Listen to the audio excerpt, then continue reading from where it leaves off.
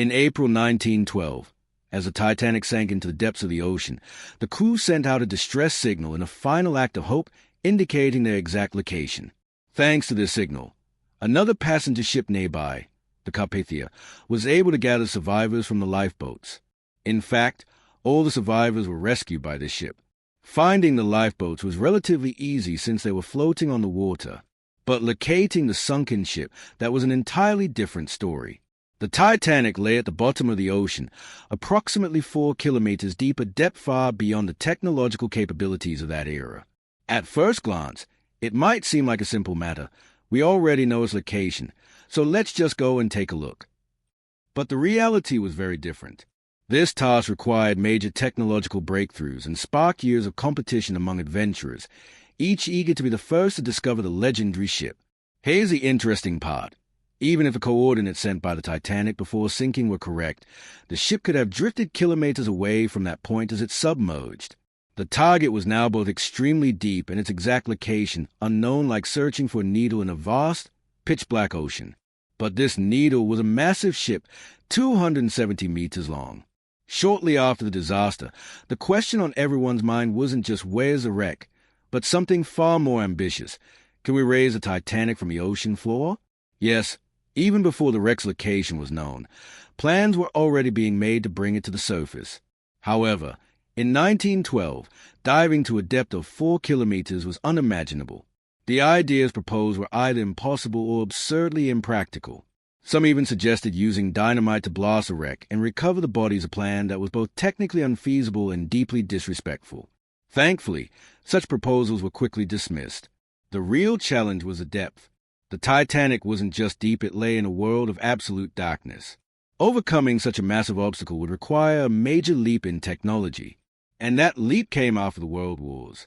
During World War I, advancements in sonar systems and submarines gave humanity the tools to explore the ocean depths. We were no longer just guessing, we could now listen to and visualize the seabed. With these technological developments, some daring individuals began their attempts.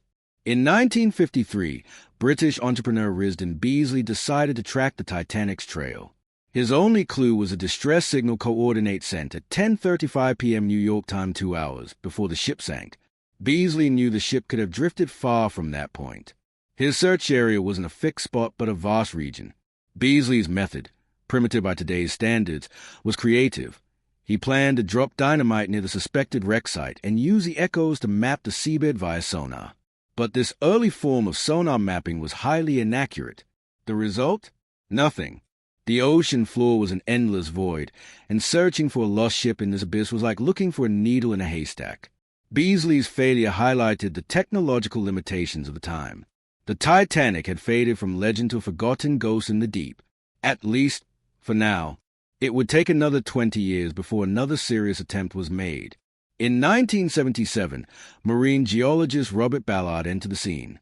Officially, his mission was simple: to test new deep-sea research equipment developed by the Woods Hole Oceanographic Institution. But Ballard had a different goal in mind: the Titanic.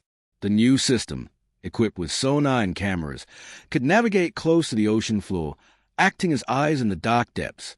Ballard and his team set out with high hopes. But disaster struck when the drill pipes carrying critical equipment snapped, sending thousands of meters of heavy gear crashing to the seabed. This wasn't just a costly technological loss, it crushed Ballard's dream. With no data or equipment left, he returned empty-handed. But the real turning point in this story was yet to come. By the early 1980s, deep-sea technology had advanced significantly. But one major barrier remained: money. These expeditions weren't cheap. A single voyage cost hundreds of thousands of dollars, with no guarantee of success. Enter Jack Grimm, a flamboyant Texas oil tycoon known for his love of wild projects. He had previously funded searches for Noah's Ark, the Loch Ness Monster, and even Bigfoot. Now, his target was the Titanic. Grimm had money but lacked technical expertise. To compensate, he donated $300,000 to Columbia University's Lamont Doty Earth Observatory in exchange for advanced equipment and a team of top scientists. Grimm couldn't resist theatrics, though. He brought along a monkey named Titan, claiming it was trained to point to the Titanic's location on a map. The scientists found this stunt absurd and gave him an ultimatum: either the monkey goes, Oh, we do. Reluctantly, Grimm left Titan behind. The team focused on the distress signal coordinates. Using sidescan sonar and magnetometers, they mapped the ocean floor, marking promising spots with transponders. But they found nothing. They began questioning the coordinates. Evidence suggested the Titanic's second officer might have made a time zone error, leading to incorrect coordinates. This expanded the search area to a massive 1,500 square kilometers. Despite setbacks, equipment failures, bad weather, and time constraints, they pressed on. Eventually, they identified 14 intriguing shapes on the seabed. But before they could investigate further, their time ran out. Grimm didn't give up. In 1981, he launched a second expedition with better sonar. All 14 shapes turned out to be natural rock formations. Then, on the last day, a camera captured what looked like a propeller. Grimm was thrilled, but they had to turn back. In 1983, he tried a third time, but the propeller was gone. It was likely just a trick of light. Even his own scientists began doubting his claims. Though Grimm failed to find the Titanic, his obsession highlighted the immense challenges of deep-sea exploration and kept the mystery alive. Meanwhile, Robert Ballard was quietly preparing his return. Without Grimm's budget, he had a different advantage: strong ties with the U.S. Navy. Ballard proposed testing a new remotely operated vehicle, ROV, Argo, for the Navy. They weren't interested in the Titanic, but saw Argo's potential for secret missions. A deal was struck. Ballard would first locate 2 lost U.S. nuclear submarines. If successful, he could use the remaining time to search for the Titanic. In 1984, Ballard set sail under the guise of testing Argo. When he found the submarines, he noticed something crucial. Heavy debris sank straight down, but lighter pieces drifted, leaving a trail like a comet's tail. This observation changed everything.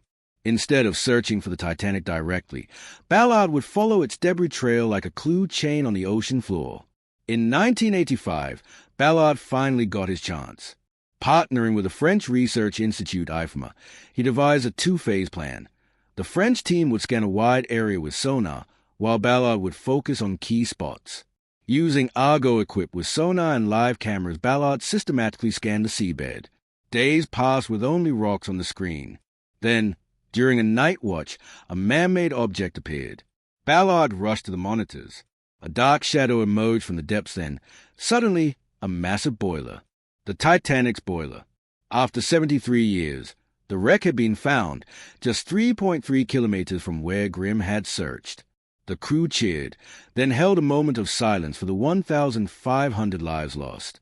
Soon, they located the stern, then the boat's iconic railing still standing like a gateway to the past. This discovery captivated the world, reigniting salvage plans. In 1996, a major expedition attempted to raise a hull section. 3 research ships, 2 passenger vessels, divers, journalists, and even Titanic survivors gathered. Divers attached lift bags, and the wreckage slowly ascended until a sudden storm forced them to abort. The discovery of the Titanic was a triumph of technology and perseverance, proving human ingenuity could conquer even the deep sea. But it also reminded us of the tragedy behind it.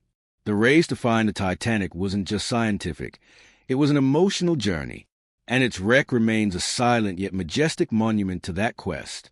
If you've made it this far and want to see more content like this, your support truly matters. Videos like this require not just time but intense research and effort, and ad revenue alone isn't enough to sustain them. That's why I've enabled the join button. If you'd like to be part of this journey and help keep this content alive, click the join button below to support me. Even a small contribution makes a big difference for this channel's future. Don't forget to hit join. See you in the next video. Take care.